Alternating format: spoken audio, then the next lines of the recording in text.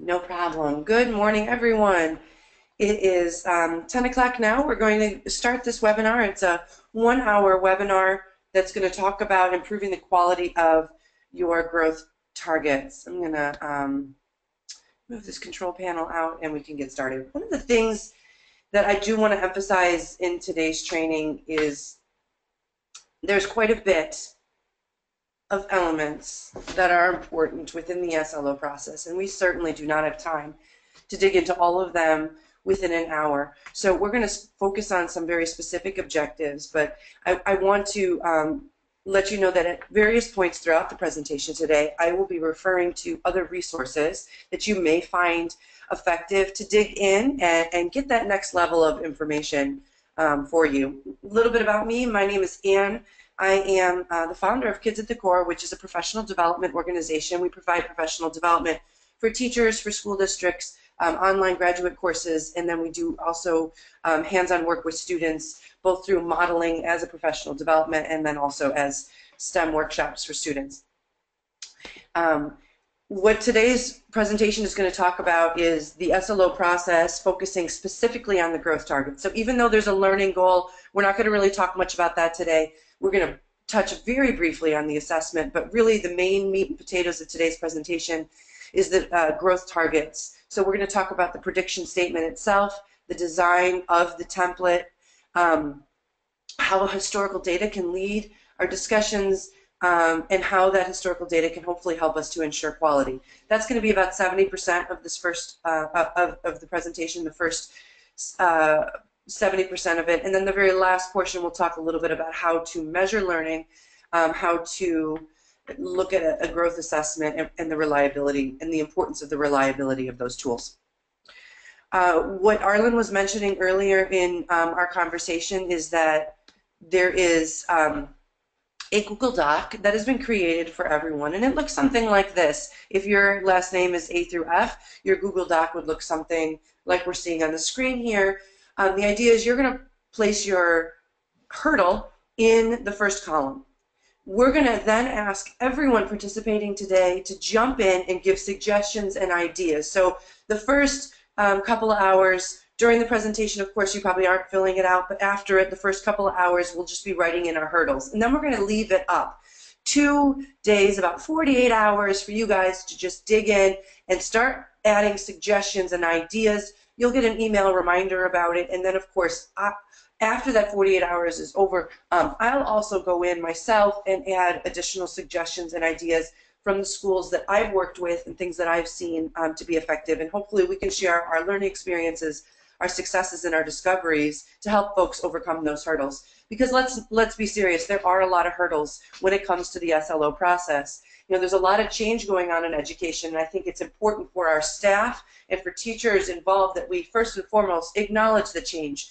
Change is happening in education. We need to embrace it and realize, okay, well, what can I do to fit this into the framework of what I'm already doing? There's a lot of great things that are happening in the classrooms, and we don't want to throw the baby out with the bathwater. We want to realize how it all fits together, and part of the system helps us to see where these new initiatives can fit together.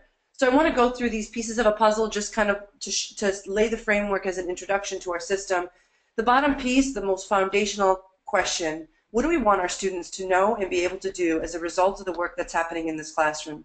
And then, of course, how are we going to teach the student? What am I going to do on a day-to-day basis? What are my teachers going to do so that students are learning what we want them to know and be able to do? And then, of course, what do we do if it wasn't working? How do we are going to know if our practices or what we did in the classroom was effective or not? And then finally, what do we do if it didn't work? If we find that our practices were not effective and students are not growing. Now, if we go back to that bottom piece here, I think we're really looking at the new standards from Common Core to Social Studies C3 frameworks, the Next Generation Science standards, the Fine Arts standards. There's really a lot of new standards that are redefining for us what we want students to know and be able to do. And then, of course, changes that happened within the professional practice, both the Danielson and Danielson-like components of the evaluation system, but let's just say the one-to-one initiatives, the massive amount of technology changes that have happened in the last 5 years.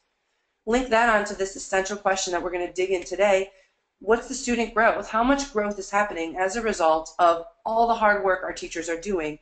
And then, of course, what are we doing if it's not working, and how are our programs in place?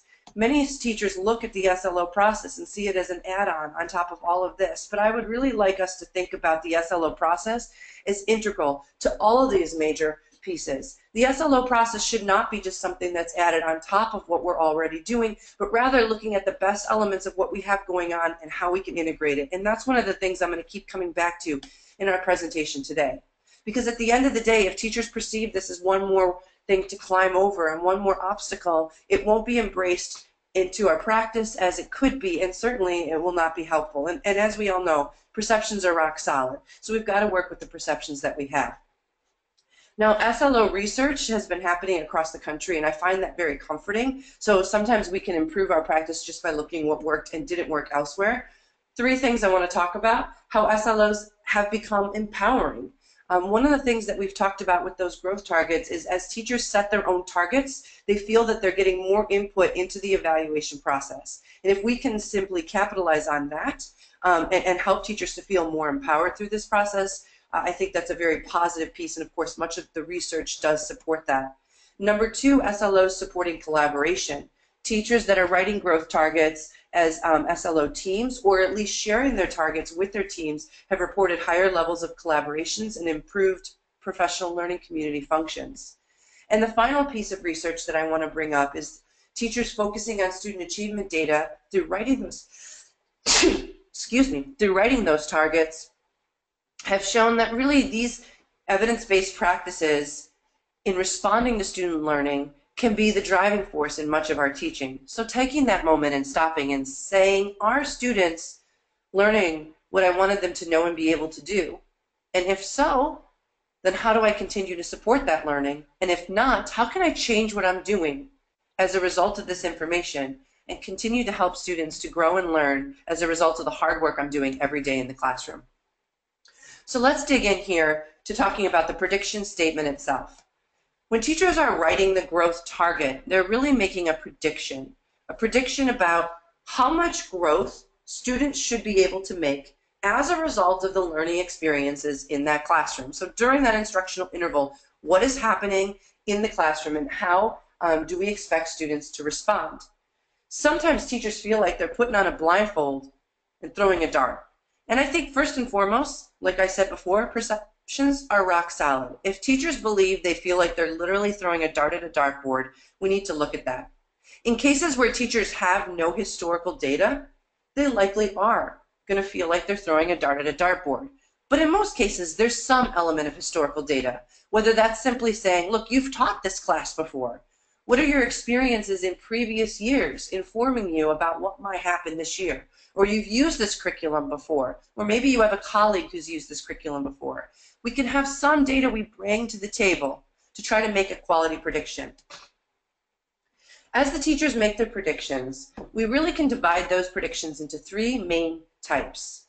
The whole group, where one goal is written for the entire class, the individual target, where each student has a personalized goal, and the tiered target, where students are broken into buckets, if you will, of similar students, and the goals are differentiated for the students in those different tiers.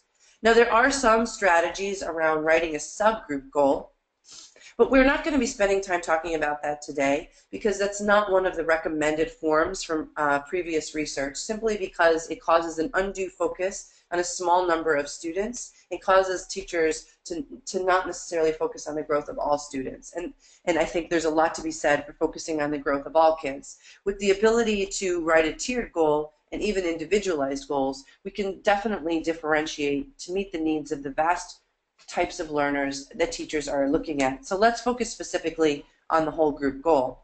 This is when we're writing one goal for all students. One of the things that I have found to be very effective with teachers is to try a Mad Lib approach. So if you've ever done a Mad Lib, it's when you have blanks and there's certain information that goes in a blank. Like, for example, put a noun here, put a verb here. And as the person creates the Mad Lib, they simply sort of fill in the blanks. And so I'd like to encourage you to consider templates to help your teachers. I've got some examples here. So an example template for a whole group goal might read something like this. Students in my blank grade blank class. So students in my 4th grade reading class will improve by 20% on the reading district common assessment. So by filling in the blank, now they're talking about students in what grade, in what class, how much improvement, and then of course what assessment tool. By doing this, it creates a format for the teacher to follow when creating their goal. So what I've got here for you is a couple scenarios and some example goals. In this case, the teacher has 4 sections of 6th grade PE, 2 sections of 7th grade PE. So their first decision is, well, what grade am I going to focus on? The teacher decides to focus on 6th grade, and so now the teacher's going to decide how they're going to track that growth. What's the assessment tool? And they're going to track growth in 3 major areas during the instructional interval using a fitness rubric in this case, producing an overall fitness rating on 6 tiers. So their goal, which is much similar to the first template that I showed you, reads something like this. Students in my 6th grade PE class will improve by 2 tiers or more on the common physical fitness rubric. Now many of you are probably saying, okay, that's nice. Why 2 tiers? I'm going to absolutely get into that. I'll show you how to look at historical data in a moment, but for now, we'll just go on saying that that's an appropriate amount of growth for those students. When we get in a minute, we'll talk about what appropriate growth is and what's a reasonable or rigorous expectation. Now, the second main type of goal that a teacher might write, rather than having a group goal, is what we call the individual goal. So each individualized student has an individual goal. This has been very popular among special education teachers, title teachers, RTI teachers, reading teachers, anyone who's working with a caseload of individuals that have vast differences. So each individual student may be appropriately needing an individualized goal. A template for this might look something like all of the students enrolled in my reading class, or 4th period special education self-contained reading class, will reach their individual improvement goals. See attached spreadsheet. Notice that in this case the teacher would have to attach a spreadsheet and likely provide rationale, and then of course they have to indicate the assessment that they're using. So let me show you an example of what that might be. For example, we've got a 2nd grade teacher who is testing all students on reading comprehension, but is going to set individualized goals. Or, for example, here's a special education teacher in the second one scenario down here who has 10 students in their life skills class. Those 10 students have a vast difference in their needs, so the teacher's going to create a goal where each student has individual improvement goals. In this case, they had a community engagement assessment where the student went into a restaurant and had to make an order in that restaurant, and so they were looking at the amount of independence, the types of prompts, the amount of time before a prompt, whether it was a verbal or a gestural prompt. And so different students obviously were at very different places on the spectrum, and each student had an individualized goal for their ability to order in a restaurant. Now, the third major type of student target that we see is what we call the tiered target. This is where students are being broken into tiers. So we take that individualized model and we say, look, they're not vastly different such that each student needs an individualized goal. We can rather group them into different tiers. And we'll talk about in a few moments how an individual would make those decisions as to which tier we would put a student in. But let's just say for now we have some historical data that indicates that these 2 young ladies here at the top are very academically similar. These 3 students down here on the bottom are very academically similar, and so this teacher would break their class into 2 separate tiers. The 2 ladies on the top would have the same goal, and the individuals on the bottom would have the same goal, and we would write goals in that way. So here's an example scenario of how that might get applied. In this case, we have a middle school math teacher. She baselined her students in 7th grade, all sections of 7th grade that she teaches. She looked at her results and started sorting the students into 3 distinct groups that she could tell from that baseline assessment. She noticed that there was some strengths in certain areas, like, for example, the number system was an area that students showed strengths in, but then students in group 3 showed extensive weaknesses in expressions and equations and ratios, proportional relationships. So what she ended up doing is making 3 groups. The first 2 groups were improving in all strands. This third group was specifically focusing on 2 strands. So what this teacher has done is 2 things. Number 1, break them into groups based on need, and then set a target based on specifically a strand that the students were focusing on in one particular group.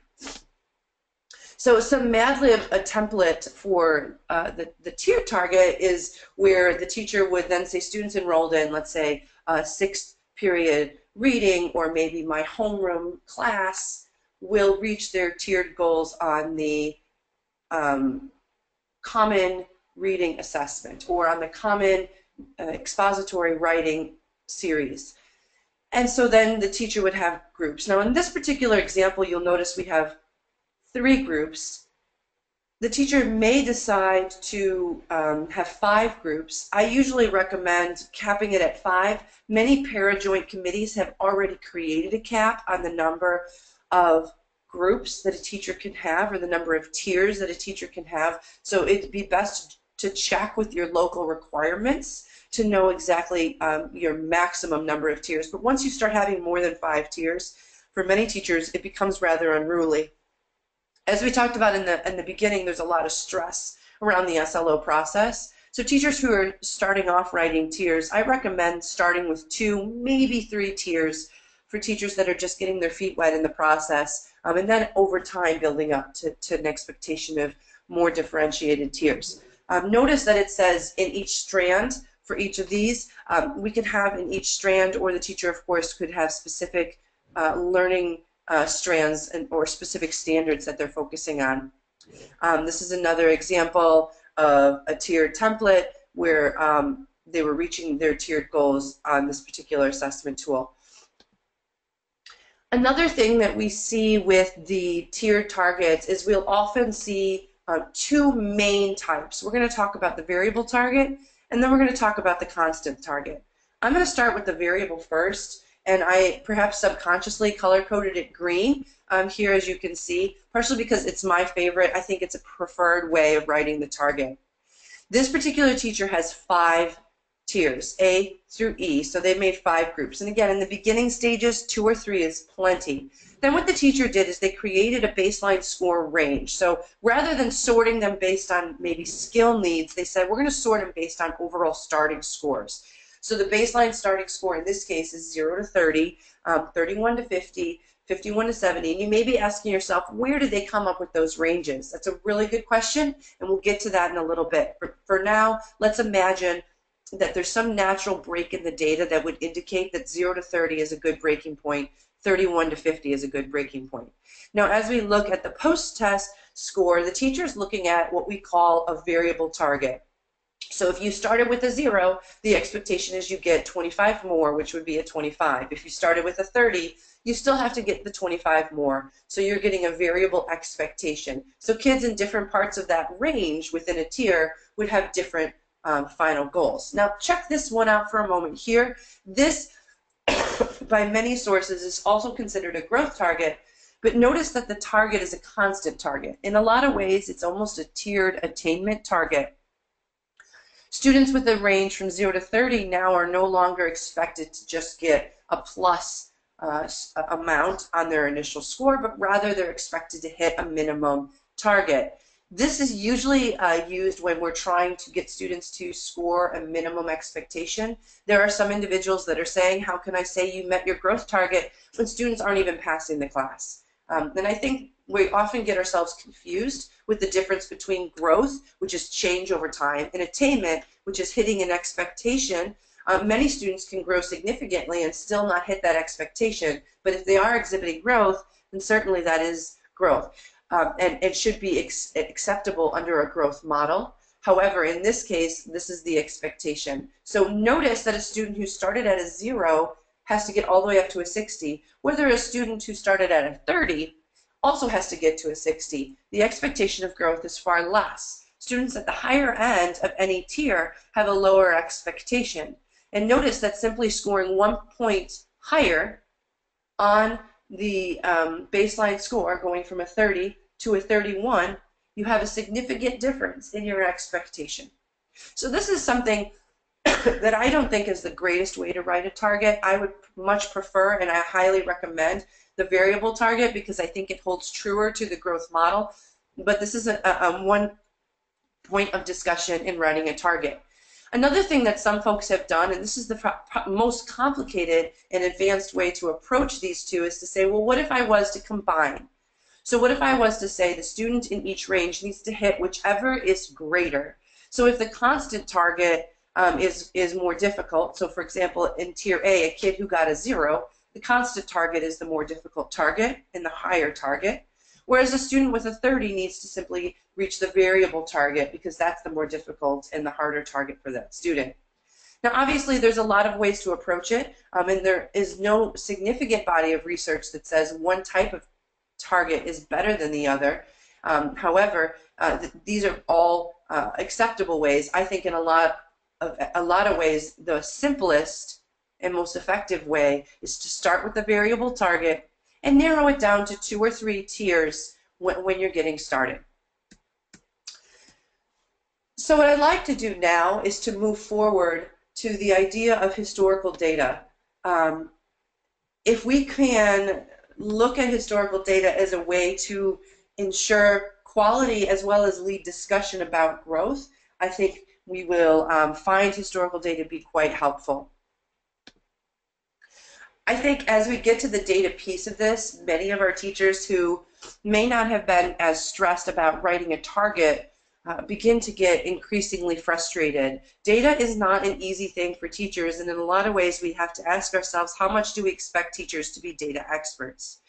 In my personal experience as a data coach, sometimes providing data in the most teacher-friendly and usable format possible will provide the most successful outcomes for teachers. Knowing exactly what data they should collect and exactly how that should look will help teachers to narrow their frustration. So I'm going to talk about a very effective way to look at data in a very streamlined tool. Most importantly, I would recommend that teachers keep all historical data related to the growth. That means your pre-test and your post-test most importantly, but any interim formative assessments will also be helpful, especially for the more advanced data analysis. But at first, pre and post is our minimum. Many teachers will then ask, why should I save that from year to year? It can't be used to compare from year to year because we're really dealing with comparing apples to oranges, 2 different groups of kids. And I say, be very careful about that. You want to save this data for comparison. It's not apples to oranges. It's like different crops of apple from different years.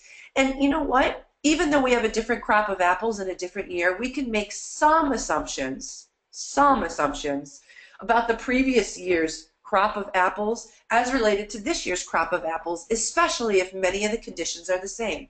For example, they came from the same feeder schools. They live in the same area. They typically have the same age at the beginning of their starting year. They're similarly prepared. They have similar composition. We're using similar curriculum. I'm a similar teacher.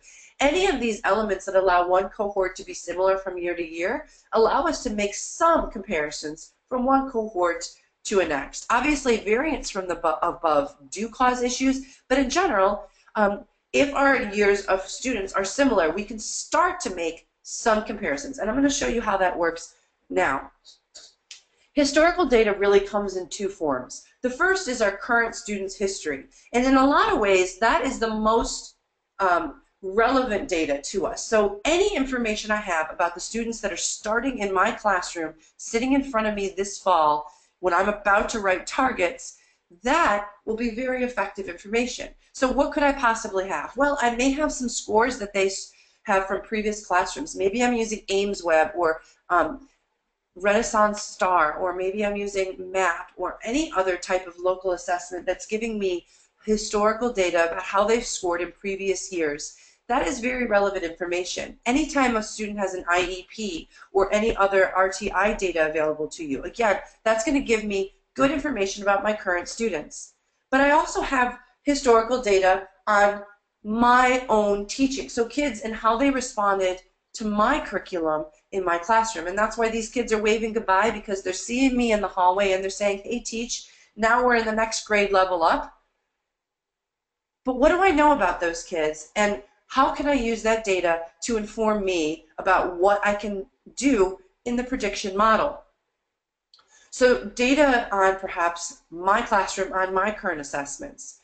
Similarly prepared students may have similar patterns. In fact, if we can look at our current students and say, hey, do I have any kiddos in front of me right now who are academically similar to previous students I've worked with? Can I say that maybe they will grow in similar ways?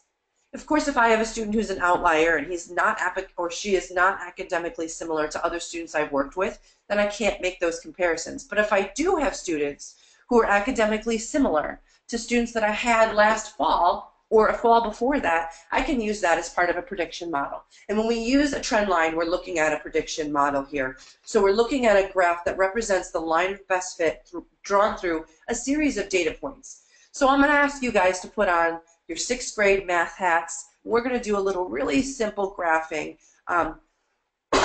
We're going to graph baseline score versus final score. So our baseline is going to become our X value here, and our final score is going to become our Y value. So if my student in the fall scored a 10 on their pretest, I'm going to find that on my X axis because that's my X value.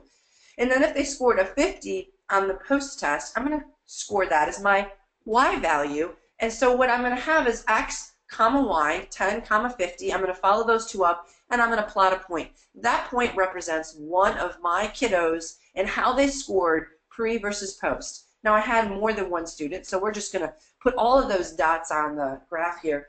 And what I'm looking at right now is pre versus post. How did my students, how do they graph when I look at their spread? Now in this case, I'm looking at students that have a very large range. So I had in this class students that were very low and students who were very high.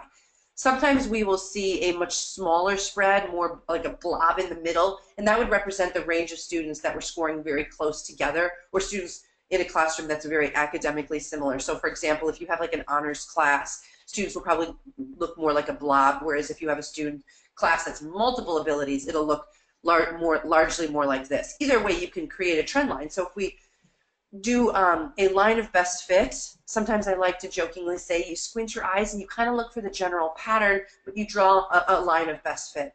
This is going to represent typical growth. So typical growth in a classroom that I've been teaching, students will typically grow this way, represented by this line. And this is what we call a trend line.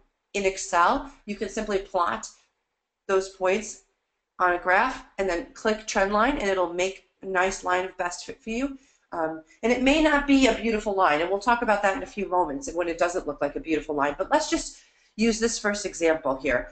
We can use this for our prediction. So if this is what happened in year 1, can I say that if in year 2 I have some kiddos who are academically similar in their starting point, in their preparations, as they were in previous years, they should grow typically if I am teaching in the same way as I taught last year. So for example, if I've got a bunch of baseline scores in year 2, 3, 4, for example, I look at their score on the baseline and I say, okay, this kiddo got a 25. Look at student B here, got a 25. What is a good target for that student? Well, what I could do is follow it up to the trend line, follow it over to my y-axis and say, if that student grows typically, if they grow typically comparatively to other cohorts I have, I should expect this kid to get about a 58. Now this student I may learn, student B may be very not typical student. And that's okay too, because then I can say, well, they're not typical. If they had been typical, I would set a target of 58. I know these specific things about the student from their RTI file, and so I'm going to set a target that's different. Or I'm trying to close the achievement gap with this kiddo, so I'm going to adjust my target as a result. But if nothing else, we're no longer throwing a dart at a dartboard wearing a blindfold. We're now throwing a dart with some pretty good information to start to write our targets. So in this particular scenario, the student B scored a 59, and that student obviously met their target, and they were a yes for that teacher on the growth. Now another thing that we can also use this exact same graph for is to determine how much growth is happening. So in this case, what I'd like to present to you is the idea of a no growth line. So what we just drew is we plotted all of our points that represented our students, and we drew in a trend line that represented our typical growth. And that's what we're looking at. But what if I was to say, what does no growth look like? Well, no growth would be a kid who scored a 10 on the pretest and a 10 on the post-test, a 50 on the pretest and a 50 on the post-test.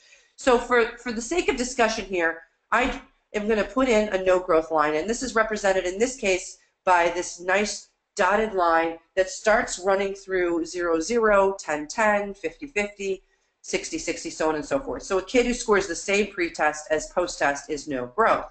What we can do then is look at the difference between no growth, which is our dotted line, and our growth that the teacher did have. In good, best case scenarios, every kiddo should be above the no growth line because every kiddo should have grown to have a higher post-test than they were on the pretest, if those two tests are comparatively designed. So in this case, we're looking at some students that are significantly above the no growth line and some students that are close to the no growth line. Let's look about a different cohort. Now these are different plotted points because it's a different assessment, different teacher, but I kept the no growth line in place. Look at this for a minute. Do we notice some students that are interestingly placed? Look at all the ones that are below the no growth line. These are kiddos who actually scored lower on the post-test than the pretest. If I'm the administrator, if I'm the teacher, or if I'm a friend of this teacher, these guys are red flags. They actually had a regression during this period. What about these guys? They are barely off the no growth line. They're really close. So these guys didn't grow much. Not much change occurred. I would put these with a red flag as well because something's going on that these kids are growing a very minimum amount. Notice that some of the kids that are growing a minimum amount are kids who scored higher on the pretest. That's to be expected in some cases because sometimes students who are scoring at a very high starting point don't tend to exhibit as much growth. But it's a good point for discussion. And then look at this student. This student made significant growth as they are quite far from the no growth line. So when you look at a graph like this, you can begin to get some ideas and begin to have some conversations about how far and where the student is placed from the no growth line.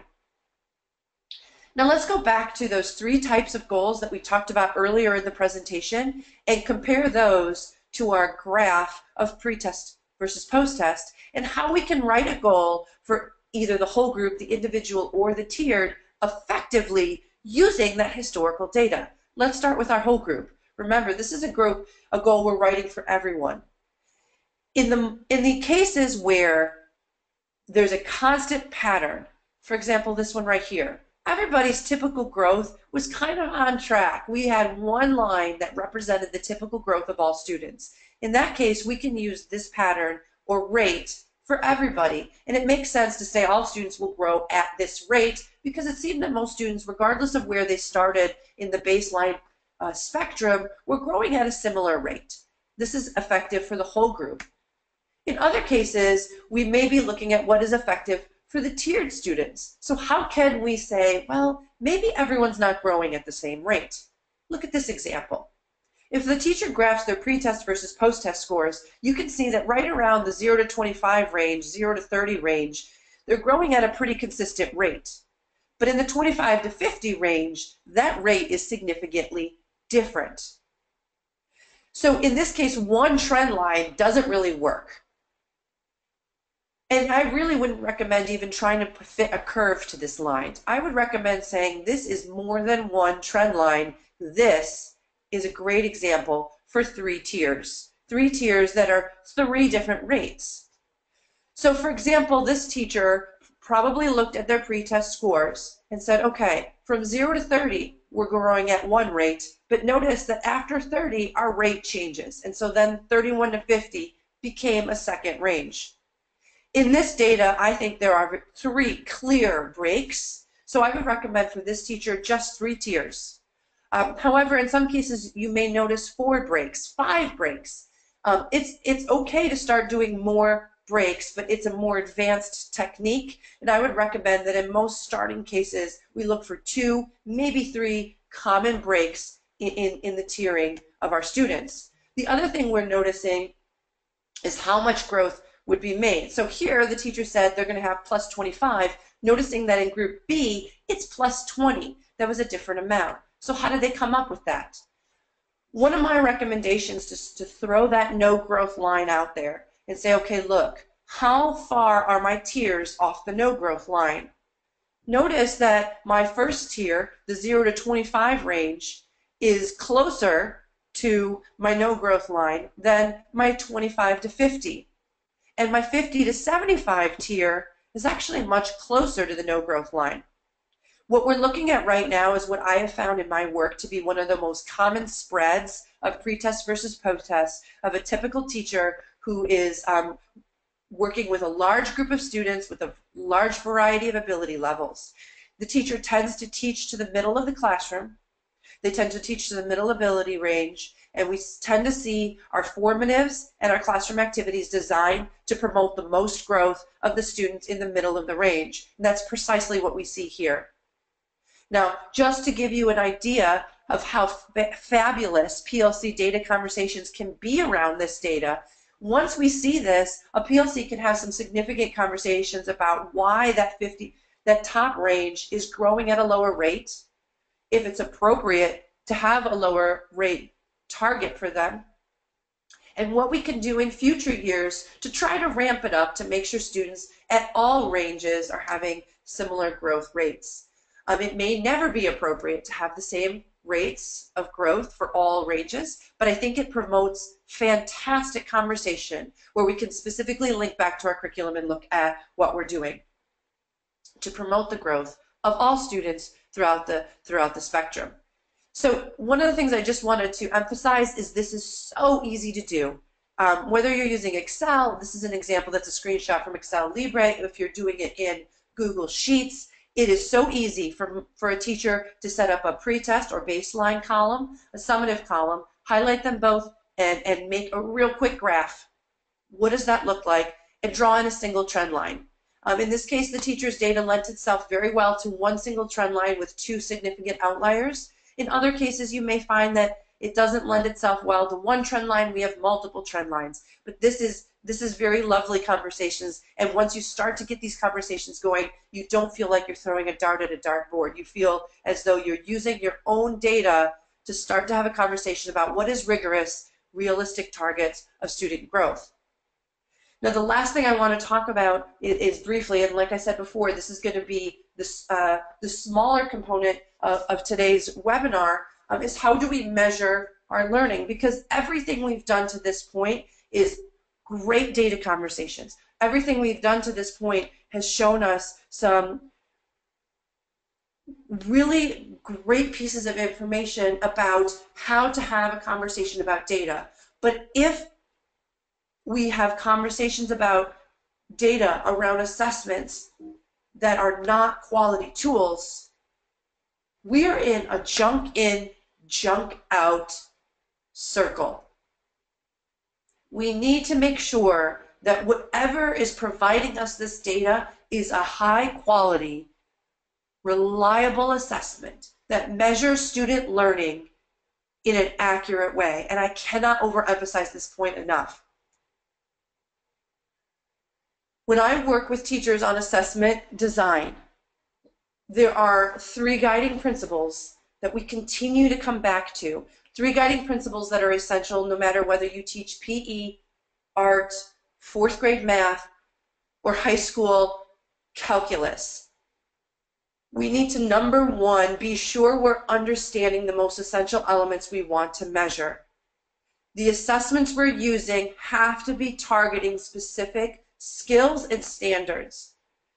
In my recommendation, every question on that assessment should be linked to a single standard or outcome for your learning. Things that the teachers have decided are essential, and whether you're calling them essential learnings, power standards, whether you're in Doug Reeves' camp or Marzano's camp or Grant Wiggins' camp with big ideas, at the end of the day, the things we're going to measure and monitor for learning and growth, the things we'll be graphing and looking for student improvement off the no growth line, should be the things we decided are essential. Going back to that puzzle piece, what do we want all students to know and be able to do? That's what we're measuring. So the SLO process isn't thrown on top, but rather integrated into the most essential elements we want to measure. And then we have to ask ourselves, what is the range of complexity at which we will teach those specific skills? So if we've decided we have these 10 essential skills in reading that we're working on that are coming directly out of Common Core, or we have these 6 really essential skills that we're working on in elementary music, what is the range of complexity at which we expect students to perform that skill? That is often a very overlooked element, and we can spend a lot of time, whether it's looking at DOK or Bloom's, but looking at the range of expected complexities and then compare that to the assessments. Do we measure at the level of expected complexity? I've done a lot of work in assessment literacy, and over the last several years, my research has shown that 70 to 90% of 6th through 12th grade assessments are at DOK1. And DOK1 is recall and reproduction. Yet when we go to those same teachers' classrooms and we observe them, we see the teachers engaging in laboratory activities, critical thinking, discussions, Socratic seminars. Suddenly we realize that the classroom activities are at a much deeper range of levels of complexity, ranging to application and synthesis and analysis, but we don't see that on the assessments. So the assessments are actually not clear reflections of our teaching. And again, if we go back to that data analysis process and we spend lots of time digging into that data and looking at our no growth line and looking at how students are improving over time, but we're measuring improvement on things that we're not practicing in the classroom, it's junk in and junk out. And then, of course, we want to look at the most appropriate and authentic format. If our classroom is spending a lot of time in discussion, if we are a classroom focused on Socratic seminars, if we're a performance-based classroom like art or music, what is the most authentic way for us to measure learning? In a class like music, it may not be a multiple choice test, even though that may be the easiest way for some teachers. It may be more appropriate to consider other formats. A format like a performance assessment, or a format like a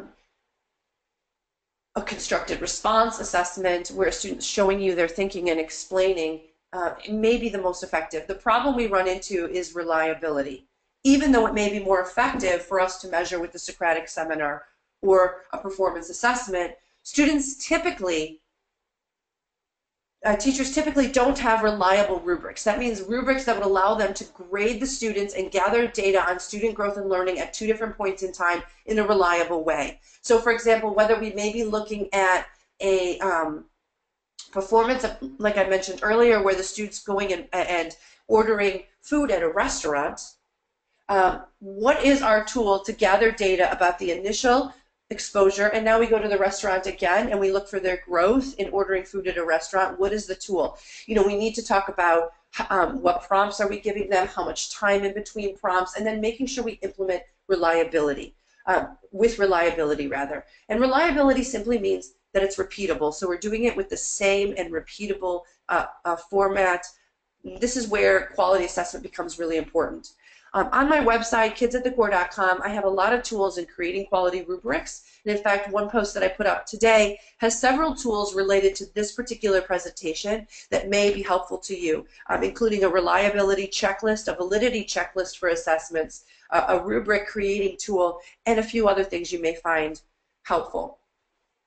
And finally, a really, really important question that we need to ask ourselves when we're looking at the assessments to make sure we're not going junk in, junk out, is this a mirrored, reliable growth assessment? Now, the word mirrored is a tool that I've been using within my organization and with teachers that I'm training to represent 2 assessments that are similar but not identical. If you're going to measure growth on 2 identical assessments, the only thing you're going to be able to measure is DOK1 recall, vocab terms, sight words, or even, you know, their ability to understand this one passage from Romeo and Juliet. What you need to do is create mirrored assessments, assessments that are comparable in their form, their content, and their complexity, the things we just talked about. So perhaps playing a piece of music, but sight reading it And then now we're going to be sight reading a different piece of music using the same rubric to look for improvement.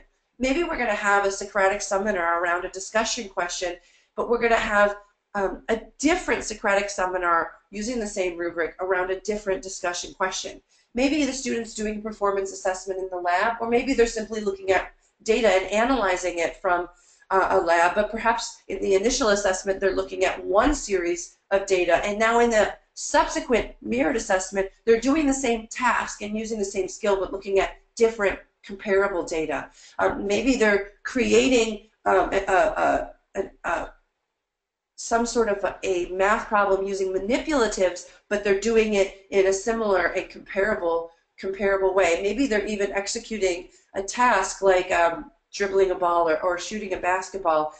Maybe we're using it within a game and we have a rubric, or maybe we have some activities that they're doing and we're measuring their fitness. But the point is that the activities shouldn't be identical unless we're just memorizing their ability to do that one thing. So for example, on a CPR assessment, we're simply only measuring their ability to perform CPR. So we would of course have them do CPR in both instances. Sight words, we would have them do sight words, exact same list of sight words in both instances. But if you're looking for reading comprehension, if you're looking for analysis or solving a problem, they're going to have to do two reading passages that are of similar lexile level and similar complexity, questions or writing prompts that are of similar complexity, but certainly not identical.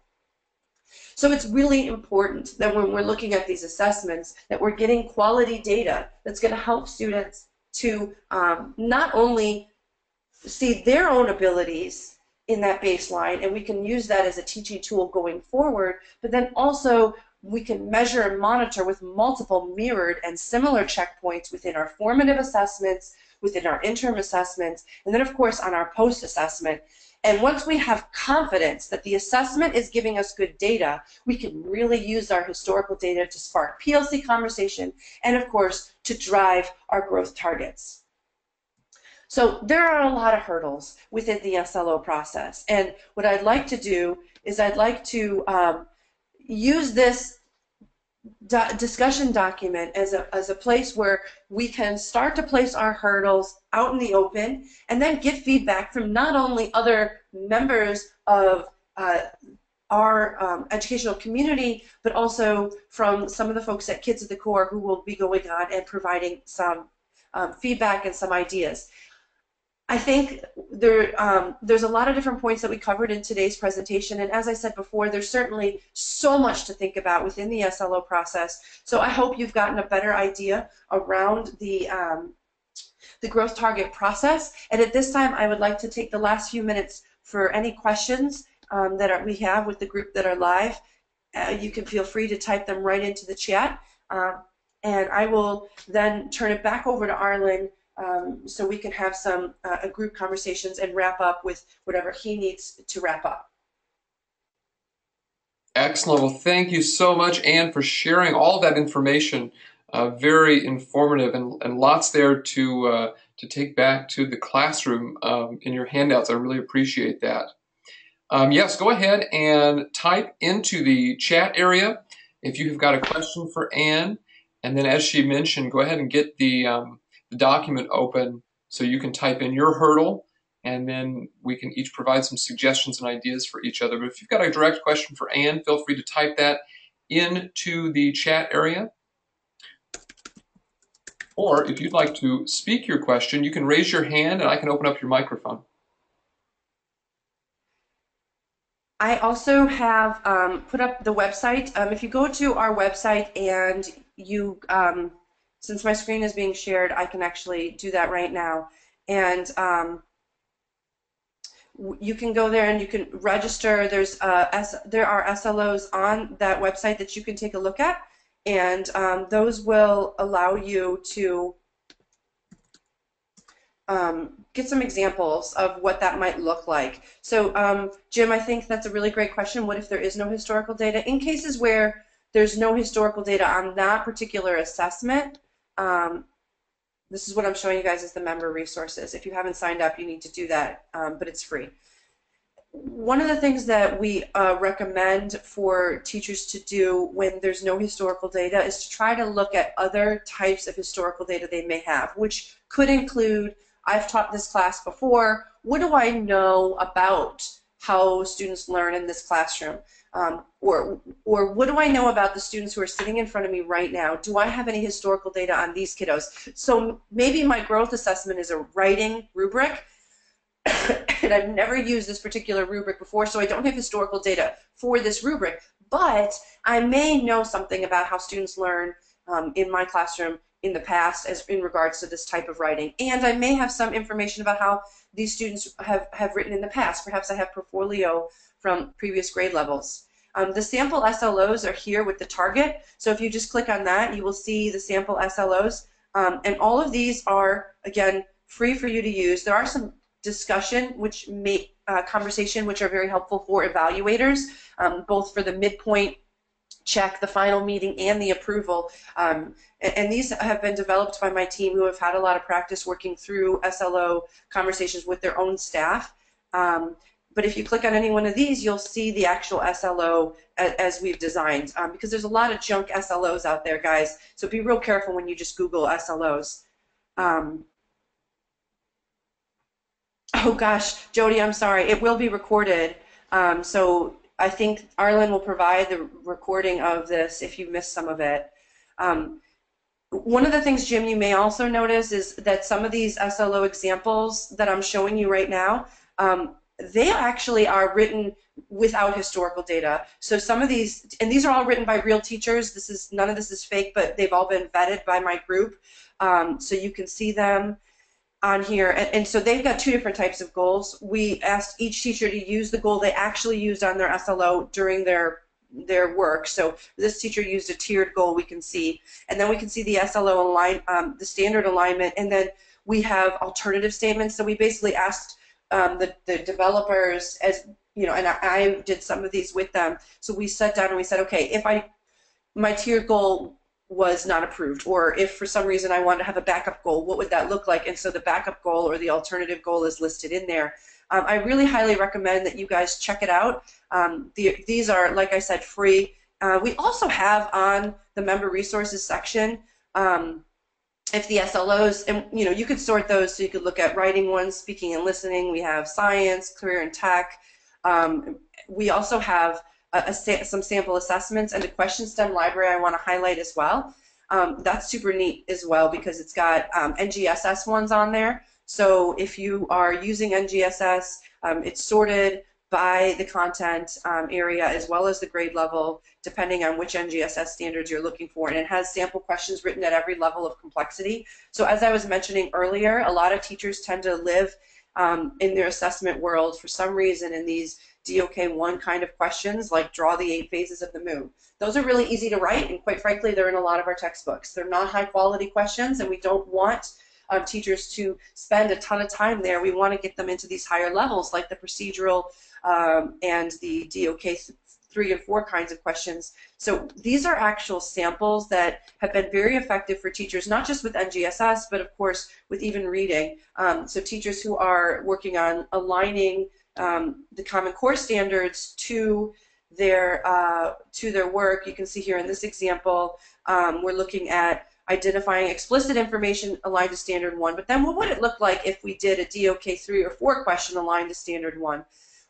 You'll notice that some of these are highlighted in yellow, and this is where our team, and this is not research or approved by the Common Core associations or any other organizations, but this is where we believe that the standard is targeting. So if you are really writing a question aligned to the standard, it's probably going to be in this area, but the lower areas and the higher areas are sort of spiraling up and spiraling down above and below to what that question is looking for. And we have these for math as well.